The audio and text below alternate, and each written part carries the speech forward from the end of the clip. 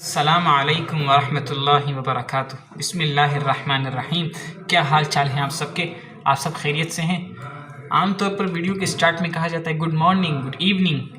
इससे सिर्फ सुबह या सिर्फ शाम आपकी अच्छी हो सकती है, लेकिन अस्सलाम के अंदर एक ऐसी प्रॉपर्टी है, एक ऐसी खुसूसियत है कि अगर इसका इस्तेमाल किया जाए तो सारी ज़िंदगी अच्छी हो जाएगी। अच्छा है ना जुमला? और फिर दूसरी बात, सुन्नत भी यही है कि यही कहना चाहिए, अस्सलाम वालेकुम वरहमतुल्लाहि वबरकातुहू। नेकी की नेकी, ज़िंदगी भी अच्छी हो जाए। क्या ही खूब है ना ये जुमला। अच्छा ठीक है, अब हम अपना टॉपिक स्टार्ट करते हैं। टॉपिक का नाम है मोल, लेकिन हम इसको एंटी टेस्ट के लेवल पर समझने जा रहे हैं। ठीक है, हम इसको एंटी टेस्ट के लेवल पर समझने जा रहे हैं। ठीक है ना? तो स्टार्ट हमने कहाँ से करना है? देखो, लास्ट हमने यहाँ पर बात एंड की थी कि एक मोल जो होता है, क्या होता है जी? एक मोल होता है आपके पास किसी भी चीज़ का, उस किसी भी चीज़ का एक मोल 6.02 एक्सपोनेंट 23 पार्टिकल्स के इक्वल होता है। ये हमने एक बात पढ़ी थी, अगर आपको याद हो। हमने क्या पढ़ा था? किसी भी चीज़ का एक मोल 6.02 एक्सपोनेंट 23। इसको यूँ लिखना, सॉरी मैं इसको काट रहा हूँ ताकि ये मिस्टेक आपके सामने आए और आप इस तरह आइंदा ना करें। 6.02 एक्सपोनेंट 23। ठीक है। एक मोल किसी भी चीज़ का वो इक्वल होता है 6.02 एक्सपोनेंट 23 पार्टिकल्स के। एक और बात मैंने कही थी कि 6.02 एक्सपोनेंट 23, यानी ये जो पूरी का पूरी वैल्यू है, इसको हम कहते हैं कैपिटल N और सबस्क्रिप्ट के अंदर कैपिटल A। और इसको मजीद अगर वर्डिंग के अंदर लिखा जाए तो हम कहते हैं एवोगाड्रोस नंबर। क्या कहते हैं इसको? Avogadro's number. ठीक है, ये केमिस्ट कहें, आप इसको एनालिस्ट कहें, जो भी कहें, उनके नाम पर ये नंबर लिखाए गए। यानी यूं कहना कि एक मोल किसी भी चीज़ का उस वक्त बनेगा जब उसके इतने ज़्यादा पार्टिकल्स जमा हो जाएंगे। यार कुछ मुश्किल नहीं, मैं आपको समझाने की कोशिश भरपूर करूँगा। आप यहाँ देखना, अगर मैं एक चीज़ लेता हूँ, ये मैंने लिया एक, मैं इसका वेट चेक करने जा रहा हूँ। ठीक है, मैं एक जो है ना, जैसे वाइल ले लो, कुछ भी कोई चीज़ समझ लो। ठीक है, जिसमें आप इस सब्सटेंस को डालोगे। ठीक है, आप सपोज करो कि आपके पास यहाँ पर है H2O का मॉलिक्यूल है। ठीक है, H2O का मॉलिक्यूल है। अब आपको एक बात मैंने बताई थी कि H2O एक मॉलिक्यूलर कंपाउंड का एक मेंबर है। ठीक है, एक मेंबर को मॉलिक्यूल कहते हैं, इस वजह से मैंने क्या कहा? H2O एक मॉलिक्यूल है। अब आपको पता है कि H2O के कितना मास आता है? 18 ग्राम आता है। कब आएगा 18 ग्राम?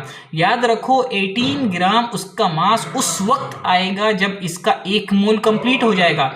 और एक मोल कब कंप्लीट होगा? जब इसके 6.02 एक्सपोनेंट 23 मॉलिक्यूल H2O के लोगे, तब जाकर वो एक मोल के इक्वल होगा। मैंने अभी ये बात बताई है। देखो, मतलब मेरे कहने का मतलब ये, मैंने इसका थोड़ा सा मास लिया, फिर मैंने थोड़ा और लिया, फिर मैंने थोड़ा और लिया, करते करते करते करते करते करते करते इतने सारे आइटम्स लिए, ये सारे के सारे 6.02 एक्सपोनेंट 23 मॉलिक्यूल्स मैंने ले लिए। आप सपोज कर लो मैंने इतने इसके मॉलिक्यूल ले लिए, तब जाकर मुझे ये शो करेगा, कितना मास शो करेगा?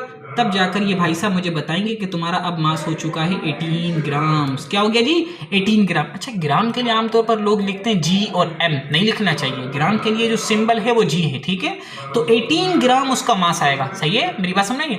18 ग्राम मास आएगा। तो इससे ये पता लगा कि 18 ग्राम अगर आप मॉलिक्यूल ऑफ वाटर के लेते हो तो उस सूरत में 1 मोल ऑफ वाटर बन जाएगा वो। और 1 मोल ऑफ वाटर जो होता है, इसका मतलब है कि इसके अपने 6.02 एक्सपोनेंट 23 मॉलिक्यूल आप ले चुके हो। ठीक है, यानी वाटर के इतने मॉलिक्यूल अगर आप लोगे तो वाटर के 1 मोल के वो इक्वल हो जाएगा। और वाटर का जो 1 मोल है उसका इतना मास होता है 18 ग्राम। ठीक है, ये सारे लिंक समझ में आ रहे हैं आप लोगों को? नहीं आ रहे? ठीक है, हमने ये बातें पढ़ी थी। अगर सपोज करो मैं आपसे पूछता हूँ कि सोडियम, ठीक है, ये क्या चीज़ है? आपके जहन में फौरन जवाब आना चाहिए। ठीक है, क्योंकि हम सब्सटेंस के बारे में पढ़ चुके हैं। मेरा इसका जो पहला पार्ट था उसके अंदर हमने सब्सटेंसेस के बारे में पढ़ा था। सेकंड पार्ट के अंदर थोड़ी सी कैलकुलेशन हमने करी थी। इसके अंदर तो हम हाई लेवल की कैलकुलेशन करेंगे जो आपका एंटी टेस्ट में काम आएगी। ठीक है, तो सोडियम एक एटम है, मैंने बता दिया खुद ही, लेकिन आपको अब बताना है कि किस ग्रुप का ये मेंबर है। ठीक है, ये एक मेंबर है, इस वजह से आप इसको एटम कह रहे हो, लेकिन ये किस ग्रुप से है ये आपने मुझे बताना होगा। ठीक है, कमेंट बॉक्स में बताओ, जहां पर भी बताओ। ठीक है, सोडियम हो गया। अच्छा, नेक्स्ट में एक एग्जांपल ले रहा हूं, जैसे कि CO2 मैंने ले लिया। थर्ड में एग्जांपल ले रहा हूं, जैसे कि NaCl मैंने ले लिया। और फोर्थ में एग्जांपल ले रहा हूं, जैसे कि मैंने Cl-1, ठीक है, एक एग्जांपल ले लिया। अच्छा जी, नजर आ रहा है? आ रहा होगा बिल्कुल, मुझे आ रहा है।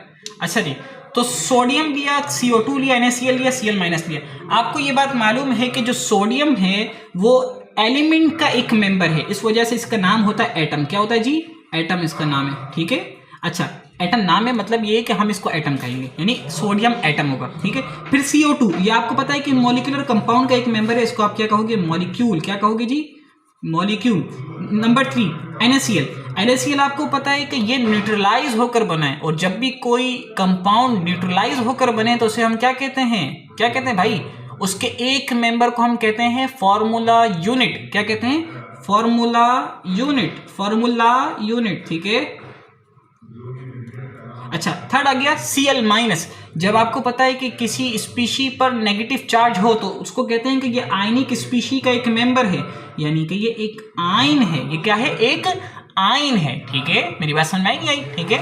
अच्छा जी, अगर मैं इसके 6.02 एक्सपोनेंट, इसकी नेक्स्ट बात चल रही है अब, 6.02 एक्सपोनेंट 23 एटम्स अगर मैं ले लेता हूं इसके, ठीक है। इसी तरीके से अगर मैं इसके 6.02 एक्सपोनेंट 23 मॉलिक्यूल ले लेता हूं, इसी तरीके से आपके समझ में फौरन आ गया होगा कि अगर मैं इसके 6.02 एक्सपोनेंट 23 फॉर्मूला यूनिट्स ले लेता हूं, फॉर्मूला यूनिट्स, ठीक है। ये आपको कुछ इस थोड़ा इस प्रोनाउंसिएशन से आपको कुछ ना कुछ तो याद आ रहा होगा, चाइनीज इस तरह बोलते हैं ना। अच्छा, Cl माइनस आइन से, यानी कि अगर मैं इसके 6.02 एक्सपोनेंट 23 आइंस ले लूं तो क्या होगा? तो ये होगा कि जो 6.02 एक्सपोनेंट 23 एटम लिए हैं सोडियम के, ये इक्वल हो जाएंगे 1 मोल ऑफ सोडियम एटम। ये इस तरीके से 1 मोल ऑफ किसका? CO2 molecule. इस तरीके से 1 मोल ऑफ NaCl। NaCl क्या होता है? ये NaCl कौन सा कंपाउंड है? आयनिक कंपाउंड, ठीक है। यानी लेकिन हम इसको कहेंगे क्या? 1 mole of NaCl formula unit, ठीक है। इस तरीके से इसको क्या कहेंगे? 1 mole of Cl minus ions, ठीक है। हर एक का देखो नाम है, नाम याद रखना है। मैंने इसको 1 कहा है, इसको मैंने 2 कहा है, इसको मैंने 3 कहा है, इसको मैंने 4 कहा है, क्योंकि मैंने आपसे कहा कि सब्सटेंसेस यही 4 होते हैं। या सब्सटेंसेस क्या होते हैं? यही 4 होते हैं। यही 4 का मतलब है कि देखो एलिमेंट होगा, या फिर मॉलिक्यूलर कंपाउंड होगा, या फिर आयनिक कंपाउंड होगा, या फिर आयनिक स्पीशी होगा। अगर एलिमेंट के किसी एक मेंबर को लिया जाएगा तो उसका नाम होगा एटम। अगर मॉलिक्यूलर कंपाउंड के किसी एक मेंबर का नाम लिया जाएगा, मेंबर को लिया जाएगा, तो उस सूरत में उसका नाम होगा मॉलिक्यूल। इस तरीके से अगर आयनिक कंपाउंड के एक मेंबर को लिया जाएगा तो कहा जाएगा फॉर्मूला यूनिट, और अगर किसी आयनिक स्पीशी के एक मेंबर को लिया जाएगा तो कहा जाएगा आयन, ठीक है। इतनी बात समझ में आई नहीं आई? ये असल बात थी जो समझाने की थी। अब हमने, लेकिन आज जो हमने पढ़ा, आज हमने हमारे जहन में ये बात समझा ली कि अगर मैंने किसी भी स्पीशी के या किसी भी पार्टिकल के 6.0 यानी किसी भी सब्सटेंस के, ये कहो किसी भी सब्सटेंस के मैं अगर क्या कर लूँ, ये मैं सपोज यहाँ पर जो है ना, मैं सब्सटेंस यहाँ पर लिख रहा हूँ ताकि आपको मेरी बात समझ में आ जाए, जिसमें मैंने मिस्टेक कर दी बोलते बोलते बार बार, कि अगर मैं किसी भी सब्सटेंस के 6.02 एक्सपोनेंट 23 पार्टिकल्स ले लूं। अब वो पार्टिकल के अंदर मैंने बताया था, पार्टिकल से मुराद क्या हो सकते हैं? सब हो सकते हैं, कोई भी चीज होगी। अगर CO2 होगा तो पार्टिकल की जगह पर मॉलिक्यूल लग जाएगा।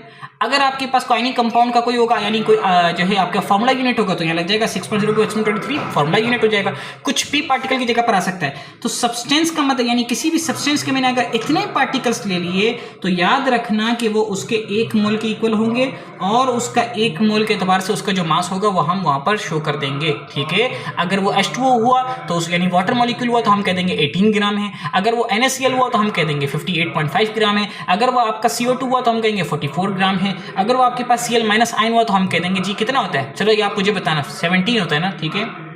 मैं पूछ कर खुद बता देता हूँ। सोडियम हुआ तो हम कह देंगे 23, ठीक है। तो इस तरीके से हर एक का उसके रिस्पेक्ट से जो है ना वो मास होगा, और बात वो मास बताने की जरूरत नहीं है, वो तो मास खुद ब खुद हमें पता लग जाता है, वो दिया होता है, वो उसको याद रखने की जरूरत नहीं है। असल बात ये समझनी है कि इतने पार्टिकल्स अगर किसी चीज़ के हुए तो वो उसके 1 मोल के इक्वल होगा। अब सवाल एक है मेरे दोस्तों, आपसे मैं सवाल कर रहा हूँ कि अगर आपको दिया जाए 18 ग्राम ऑफ वाटर दिया जाए, ठीक है, 18 ग्राम ऑफ वाटर दिया जाए, आपसे सवाल पूछा जाए कि मेरे भाई मुझे बताइए कि इसके अंदर कितने मोल्स हैं। सवाल क्या हुआ, 18 ग्राम ऑफ वाटर दिया गया और फिर पूछा गया कि दोस्तों बताओ कि इसके अंदर मोल्स कितने हैं। मैंने बताया था कि जो मोल होता है ना, मोल, ये जो मोल मैंने लिखा हुआ है यहाँ पर, इसकी जो डिनोशन होती है वो किससे होती है, इसकी डिनोशन होती है एस, स्मॉल एन से होती है, किससे होती है, स्मॉल एन से होती है, ठीक है, ये बात याद रखना। ये टॉपिक आपको याद रहे कि भाई कोई दरमियान से भी देखता है तो आके उसको पता हो कि टॉपिक क्या है, ठीक है। 18 ग्राम ऑफ वाटर जो है पूछा गया कि इसमें कितने मोल्स हैं। तो मैं आपको एक फॉर्मूला एक आसान से बताता हूँ नंबर ऑफ मोल्स मालूम करने के लिए। वो होता है मास ऑफ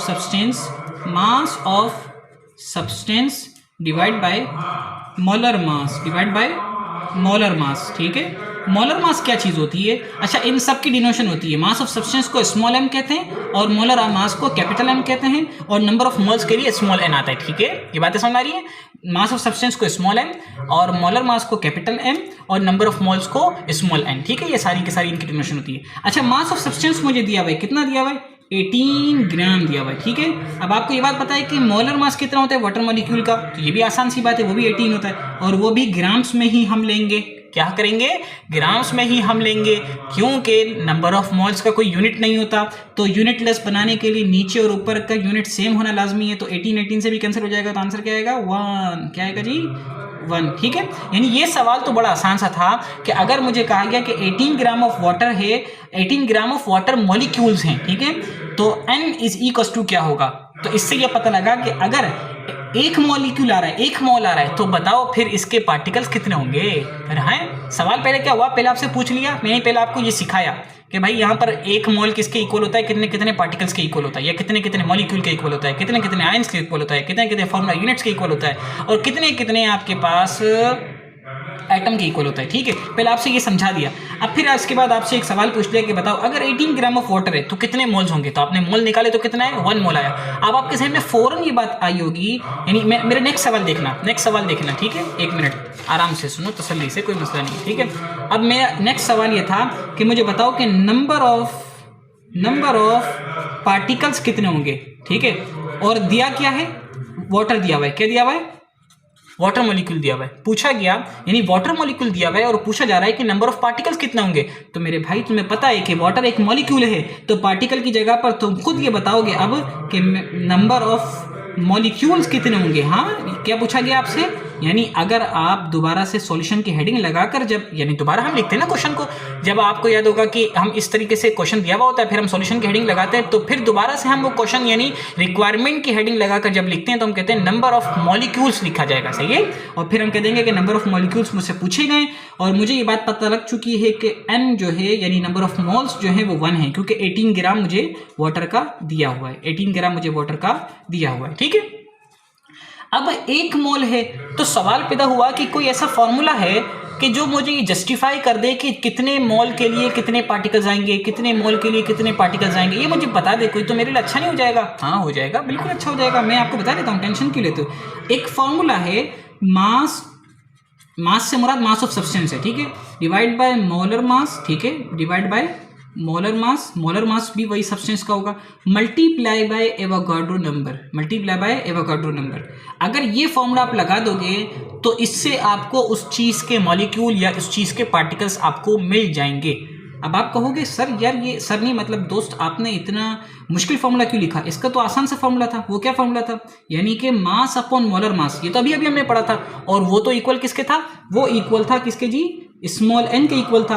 तो इसका मतलब हुआ कि अगर मैं नंबर ऑफ मोल्स जो मुझे पता है उसको अगर मैं सिर्फ और सिर्फ एवोगाड्रो नंबर से मल्टीप्लाई कर दूंगा तो मेरे पास तो वो तो आसान हो जाएगा, हल हो जाएगा।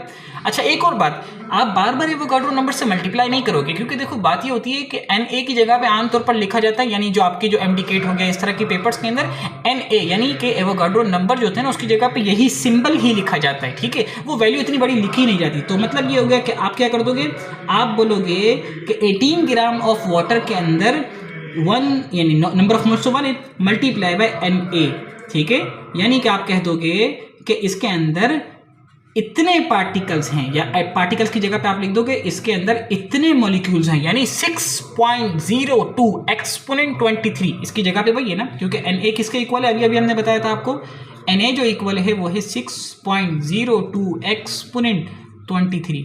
देखो अगर किसी बात पर जब्त नहीं हो रहा ना तो देखना तो पड़ेगा ना, तसल्ली से आखिर तक देखते रहो, हर बात समझ में आएगी, इस बात की गारंटी मैं आपको देता हूँ, ठीक है। इंशाल्लाह कोई बात आपको याद नहीं करनी पड़ेगी, क्योंकि मैं एक एक बात 3-3 4-4 बार रिपीट कर रहा होता हूँ, ठीक है। और वो बात अगर आप तसल्ली से सुनते जाओगे ना तो बड़ा मज़ा आएगा आपको। असल में पता है कि हमारा किसी से कॉन्टेक्ट सही तरह इसलिए नहीं हो पाता, या हमारी किसी के साथ बनती इसलिए नहीं है कि उसकी और हमारी साउंड वेव थोड़ी सी मुश्किल होती है। मुश्किल से मुराद है कि थोड़ा सा उसमें रद्द-बदल सा होता है, थोड़ी सी उसमें डिफरेंस होता है ना थोड़ा बहुत। तो हर एक की एक जैसी तो आवाज़ नहीं है, हर एक की एक जैसी साउंड वेव तो नहीं होती ना, तो उसकी बात को समझने के लिए थोड़ा सा उसको सुनना पड़ेगा। यानी कि अगर मैं कोई बात कर रहा हूँ तो मेरी बात को समझने के लिए थोड़ा सा मुझसे लगाव रखना पड़ेगा, थोड़ा मुझसे सुनना पड़ेगा, ठीक है। ऐसे समझ में नहीं आएगी मेरी बातें आपको, ठीक है। इतनी बातें आप समझ गए। अच्छा, इतना तो मुझसे हो गया। अब मुझसे नेक्स्ट सवाल पूछा जा रहा है, यानी क्वेश्चन नंबर 3 हो गया। वो मुझसे पूछा जा रहा है कि बताओ कि नंबर ऑफ एटम्स कितने हैं इसमें, ठीक है। एटम्स कितने यार, अब तुम्हारे जहन में फ़ौरन सवाल आएगा कि अम्मार भाई, मेरा नाम अम्मार है, ठीक है, आपको नहीं पता था। अच्छा अम्मार भाई, यहाँ पर आपने जो है ना हमें तो कहा था कि मॉलिक्यूल होते हैं, मॉलिक्यूल तो उसमें कहाँ से एटम आ गए? आपने तो वाटर मॉलिक्यूल की बात की हुई है, तो वाटर मॉलिक्यूल में और हमसे एटम्स पूछे जा रहे हैं, तो ये कैसी बात हो गई? तो मेरे दोस्तों, मैंने आपको बताया था, एक बात मैंने आपको डिस्कस की थी, वो मैं दोबारा पीछे ही ले जाकर आपको दिखा देता हूँ, ताकि अगर आपने वो वीडियो देख ली हो तो आप मुझसे कांटेक्ट में रहोगे ना फिर एक तरीके से, ठीक है। मैंने आपसे क्या कहा था? मैंने आपसे ये कहा था कि मॉलिक्यूलर कंपाउंड्स जो होते हैं वो एलिमेंट से मिलकर बनते हैं। मॉलिक्यूलर कंपाउंड्स एलिमेंट से मिलकर बनते हैं। इस तरीके से आयनिक कंपाउंड्स आयनिक स्पीशीज से मिलकर बनते हैं, ये बात मैंने की थी। तो इससे ये पता लगा कि अगर मॉलिक्यूलर कंपाउंड देकर मुझसे उसके एटम्स के बारे में पूछा जाए कि उसमें कितने एटम्स है, तो ये सवाल सही है। इसी तरीके से आयनिक कंपाउंड देकर अगर मुझसे उसके आयंस के बारे में पूछा जाए कि इसमें कितने आयंस हैं, तो ये सवाल सही है, क्योंकि वो बना तो आयन से ही है ना, ठीक है। अलबत्ता बनकर उसने अपने आप को जब न्यूट्रलाइज कर लिया तो वो एक कंपाउंड बन गया। न्यूट्रलाइज नहीं कर सका, चार्ज मौजूद है, तो फिर वो आयनिक स्पीशीज है, ठीक है। मेरा ख्याल है कि इतनी बातें आपको समझ में आनी चाहिए, ठीक है। तो मैं आपको डिग्रेड नहीं करता, अगर नहीं आती तो समझने की कोशिश करें, क्योंकि आपका जो लेवल है वो थोड़ा सा हाई लेवल है, ठीक है। अब नंबर ऑफ एटम्स जो है वो क्या है भाई? वाटर मॉलिक्यूल के अंदर नंबर ऑफ एटम्स कितने होंगे, तो ये मुझे बताना आसान सी बात है। कैसे आसान है भाई? देखो, नंबर ऑफ एटम्स के अंदर आपको मैं इस तरह से दिखा देता हूँ। ऑक्सीजन एटम है, यहाँ पर एक हाइड्रोजन है, यहाँ पर एक हाइड्रोजन है, ये जो आपको नजर आ रहा है। तो देख लें कितने, 1 2 और ये 3, तो 3 है। तो जब आपको पता लग गया कि कितने एटम्स है तो आप बता देंगे नंबर ऑफ एटम्स इतने। लेकिन मेरे दोस्त, आपको बताना क्या होगा, नंबर ऑफ एटम्स जो है ना वो ऐसा नहीं 3 बता देना है, नहीं नहीं नहीं, इस 3 को एवोगाड्रो नंबर से मल्टीप्लाई करना होगा। यानी आप यूँ कहोगे कि ये जो नंबर ऑफ एटम्स जो 3 है, इसको आप 3 को मल्टीप्लाई करोगे एवोगाड्रो नंबर से, यानी कैपिटल N और सबस्क्रिप्ट के अंदर A, इनसे मल्टीप्लाई करके आप दिखाओगे कि 3NA, ठीक है। 6.02 एक्सपोनेंट 23 से मल्टीप्लाई करने की जरूरत नहीं, आपके ये जो ना ये चॉइस आपको दी होगी तो आप इसको टिक करेंगे, ठीक है। अब सवाल आपके जहन में आएगा कि यार देखो, आपने तो और ऑक्सीजन 1, हाइड्रोजन दूसरा और ये तीसरा, ठीक है, यानी इस तरीके से 3 हो गए। आपने ये 3 को Na से मल्टीप्लाई क्यों किया? तो मैं आपसे कहूँगा मेरे दोस्त, ऑक्सीजन जो है वो एक एटम है, लेकिन अगर आपने उसको 18 ग्राम तक पहुंचाना है, क्योंकि मुझसे जो पूछा गया ना वो कौन सा वाला वाटर पूछा गया, 18 ग्राम तक पहुंचाना है, तो मतलब ये होगा कि हर एक की कंट्रीब्यूशन कितनी होनी चाहिए कि हर एक एटम के 6.02 एक्सपोनेंट 23 एटम्स होने चाहिए। तो मतलब ऑक्सीजन के भी इतने, हाइड्रोजन के भी इतने और दूसरे हाइड्रोजन के भी इतने, तो मतलब तीनों के 6.02 होने चाहिए। इस वजह से मैंने 3 को 6.02 से मल्टीप्लाई कर दिया कि जितने एटम्स आएंगे ये टोटल एटम्स होंगे H2O मॉलिक्यूल के अंदर। अच्छा, अब अगर मुझसे पूछा जाए, चौथा सवाल पूछा गया कि मुझे बताएं कि इसके अंदर नंबर ऑफ ऑक्सीजन एटम कितने हैं, नंबर ऑफ ऑक्सीजन एटम कितने। अब सवाल हुआ तो मैंने जवाब दे दूंगा आराम से। देखो, इसके अंदर कितने ऑक्सीजन थे, ऑक्सीजन इसमें कितने थे, तो मैंने कहा जी 1 है ऑक्सीजन एटम। तो इस वजह से मैं कहूँगा कि एक एटम को मल्टीप्लाई कर दो एवोगाड्रो नंबर से, तो जो आंसर आएगा वो हम कहेंगे कि ये क्या है मेरे पास, ये है मेरे पास total oxygen atom in 18 gram of water molecule. Total oxygen atom in 18 gram of water molecule. इस बात से बिल्कुल भी यार वहाँ भटक नहीं जाना कि भाई 1 लिखा हुआ तो एक आंसर लिख दो, आप Na से मल्टीप्लाई क्यों कर रहे हो? तो मैं आपसे कहूँगा इसलिए कर रहा हूँ क्योंकि आपको जो कंडीशन दी गई है वो कहा गया है कि 18 ग्राम ऑफ वाटर मॉलिक्यूल, और 18 ग्राम कब बनता है, जब उसका 1 मोल हो। तो मेरे भाई 1 मोल के अंदर 1 एटम तो नहीं होगा ना यार, हर चीज़ कितनी कितनी कंट्रीब्यूट करेगी, हर एक चीज़ 6.02 एक्सपोनेंट 23 तक टाइम्स तक कंट्रीब्यूट कर रही होगी। ठीक है, ये बात समझ में आ गई। एक और सवाल छोटा सा, वो मैं आपके लिए यहाँ पर छोड़ के जा रहा हूँ। अगर आपने यहाँ तक देखी किसी भी ज़माने में, क्योंकि अभी तो वीडियो देखता कोई नहीं है, साफ सी बात है, अगर किसी ज़माने में किसी ने देखी तो उसको इंशाल्लाह ये बात, अगर उसने दिया तो मैं उसे जो है वो इनाम दूंगा दुआएं के ज़रिए से। ठीक है अच्छा, यानी कि सवाल क्या है, सवाल ये है नंबर ऑफ हाइड्रोजन एटम आप बताएं कितने होंगे। ठीक है, नंबर ऑफ हाइड्रोजन एटम आप बता दें मुझे कि इसमें कितने होंगे, और मॉलिक्यूल क्या है, H2O वाटर मॉलिक्यूल है, इसके कितने ग्राम से, 18 ग्राम से, और 18 ग्राम ऑफ जब वाटर मॉलिक्यूल हो तो उसके पता है कि उसके कितने मॉलिक्यूल्स आपको लेने पड़ते हैं, उसके आपको यानी 6.02 एक्सपोनेंट 23 पार्टिकल्स या मॉलिक्यूल्स आपको लेने पड़ते हैं। ये बातें आपको पता हैं। पूछा गया कि इसके अगर नंबर ऑफ हाइड्रोजन एटम आप बता दें तो बड़ी आपकी मेहरबानी हो जाएगी। ठीक है, तो ये आपने आंसर मुझे देना है और जस्टिफाई करना है कि अगर यहाँ पर Na से मल्टीप्लाई करेंगे तो क्यों करेंगे, क्योंकि इसका जवाब मैं 3 से 4 बार आपको दे चुका। ठीक है, अब लास्ट बात क्या है, यानी अगर मैं ये सारी चीज़ें अगर नहीं समझ में आई है तो अभी मैं आपको समझा रहा हूँ एक बिल्कुल आसान सी एग्जाम्पल के जरिए से। सपोज करो कि अगर आप जो है ना वो एग्स लेने गए, अंडे लेने के लिए गए, केले लेने के लिए गए, कोई भी चीज़ जो भी चीज़ आपको डजन में मिलती है ना वो चीज़ आप लेने के लिए गए। ठीक है, हम यहाँ लिख देते, जैसे सपोज करो कि आप जो है ना 1 डजन बनाना, ठीक है, आप लेने के लिए चले गए, तो आपको पता है कि आपको कितने बनाना मिलेंगे, 12 बनाना मिलेंगे। कितने मिलेंगे जी, 12 बनाना। ठीक है जी, इतनी बात समझ नहीं आ रही। इसी तरीके से बिल्कुल इसी तरीके से अगर आप क्या करते हो, 1 मोल बनाना लेने जाते हो, मैं एक बात कर रहा हूँ, हो सकता है बनाना भी कोई एक सब्सटेंस है ना, कोई मसला थोड़ी है। 1 मोल बनाना लेने जाते हो तो आपको पता है कितने बनाना के मोल्स मिले, कितने बनाना आपको पार्टिकल्स मिलेंगे, उसमें आपको मिलेंगे 6.02 एक्सपोनेंट 23 बनाना पार्टिकल्स आपको मिलेंगे। अगर इतने बनाना पार्टिकल्स आपको मिलते हैं, बनाना पार्टिकल्स अगर आपको इतने मिलते हैं तब जाकर वो 1 मोल बनाना बनेंगे। यानी कि मोल की जगह पर आप ये चीज़ लगाओगे, जिस तरह आपने डजन की जगह पर 12 लगाया था, इस तरीके से मोल की जगह पर आप क्या लगाओगे, 6.02 एक्सपोनेंट 23 लगाओगे। यानी मोल को हम इंटरचेंज करते रहते हैं, किससे, इस यहाँ पर हम चेंज करते रहते हैं 6.02 एक्सपोनेंट 23 एटम से, हम 23 पार्टिकल एटम कुछ भी चीज़ आप लगा सकते हो जो आपको चीज़ फिलहाल दी हुई। जैसे हाइड्रोजन है तो उस हिसाब से आप लगाओगे मॉलिक्यूल, अगर कोई फार्मूला है फार्मूला यूनिट लगाओगे, अगर कोई आयन है तो आयनिक स्पीशीज तो आयन लगाओगे, अगर कोई एटम है तो एटम लगाओगे, मॉलिक्यूल है मॉलिक्यूलर कंपाउंड है तो मॉलिक्यूल लगाओगे। ये चीज़ें मैं बता इसलिए रहा हूँ ताकि आपकी ये प्रैक्टिस होती रहे। जिस चीज़ का तकरार होता है ना, कहते हैं वो दिल में करार पा जाती है, इसी वजह से महबूबा का तस्करा करने से वो दिल में बैठ जाती है। ठीक है, वरना उसका क्या लेना देना था दिल से। ठीक है, तो टॉपिक हमारा यहाँ वहाँ ना चला जाए, इस वजह से हम इसको यहाँ एंड करते हैं। लेकिन इसमें एक फ़र्क होता है, 1 डज़न बनाना और 1 मोल बनाना के अंदर बड़ा फ़र्क है। कैसे, अगर 1 डज़न बनाना लोगे तो कोई छोटा मिलेगा, कोई मोटा मिलेगा, कोई बड़ा मिलेगा। लेकिन जैसे अगर आप 1 मोल बनाना की बात आएगी तो उस सूरत में सबका साइज़, सबका शेप, सबकी एनर्जी, सारी चीज़ें सेम होंगी, तब जाकर हम कहेंगे 1 मोल बनाना, अदरवाइज उसको 1 मोल बनाना नहीं कहेंगे। ठीक है, आज की टॉपिक को हम यहीं एंड करते हैं, फिर हमारी आपसे मुलाकात होगी इंशाल्लाह किसी और दिन। मेरे जो है ना पेपर्स चल रहे हैं तो आपसे दुआओं की दरख्वास्त है, और यूनिवर्सिटी भी फुल आबोताब से एंडिंग पर है तो उसमें भी आपसे दुआओं की दरख्वास्त है कि अल्लाह पाक मुझे कामयाब करे और आप लोगों को भी कामयाब करे।